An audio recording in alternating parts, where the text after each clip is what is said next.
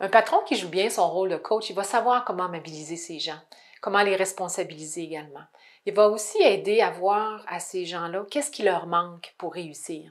S'il est vraiment bon, bien, il va savoir comment désamorcer la résistance également.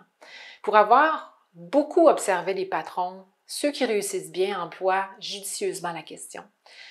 En situation d'influence, l'art de la question installe l'interaction et le partenariat. En fait, il y a beaucoup de similitudes entre l'art de la question en situation de gestion et en situation d'influence. Voici le premier d'une série de billets et de capsules vidéo pour s'initier à cet art. D'abord, posez des questions à quoi ça sert. Il y a des situations de gestion où on n'a pas le choix de donner des ordres, parce que, par exemple, on exécute une procédure qui est routinière. Mais il existe beaucoup d'autres occasions où poser les bonnes questions peuvent vous permettre d'aller plus loin, vous, tout autant que votre interlocuteur. Par exemple, quand il s'agit justement de susciter l'engagement, de prendre le pouls, de pousser la réflexion. En posant des questions plutôt qu'en donnant des directives, vous favorisez l'engagement de votre interlocuteur dans l'action.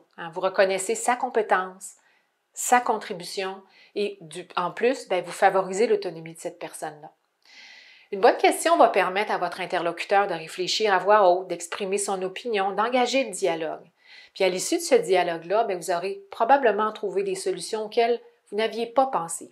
En prime, vous allez être perçu comme un patron qui suscite l'engagement, une qualité qu'on reconnaît aux vrais leaders.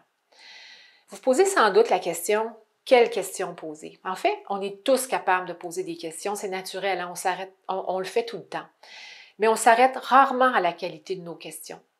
Je sais que la plupart des gestionnaires connaissent le principe des questions fermées, par opposition aux questions ouvertes, mais j'en connais peu qui réussissent à passer de la théorie à la pratique.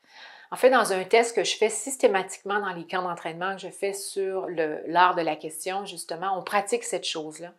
Et les participants sont toujours surpris de voir à quel point les questions qu'ils posent, qu'ils pensent ouvertes, en réalité sont des questions fermées, des questions qui n'installent pas la conversation. On modifie ensuite, avec l'aide du groupe, les questions pour les rendre plus pertinentes, plus percutantes. Et là, les participants peuvent ainsi commencer à se monter un répertoire de questions auxquelles ils vont pouvoir se référer par la suite et gagner du temps. À ce sujet, je suis très enthousiaste car enfin, j'ai pu consacrer le temps et l'énergie à élaborer le livre sur l'art de la question. Je devrais plutôt dire le guide pratique de l'art de la question. Dans ce nouveau guide, la personne qui le lit s'équipe pour développer cette compétence. Le guide vient en prime avec un répertoire justement à se constituer, un répertoire de questions efficaces, dans lesquelles il y en a quelques-unes, mais où est-ce que le lecteur est également invité à bâtir son propre répertoire.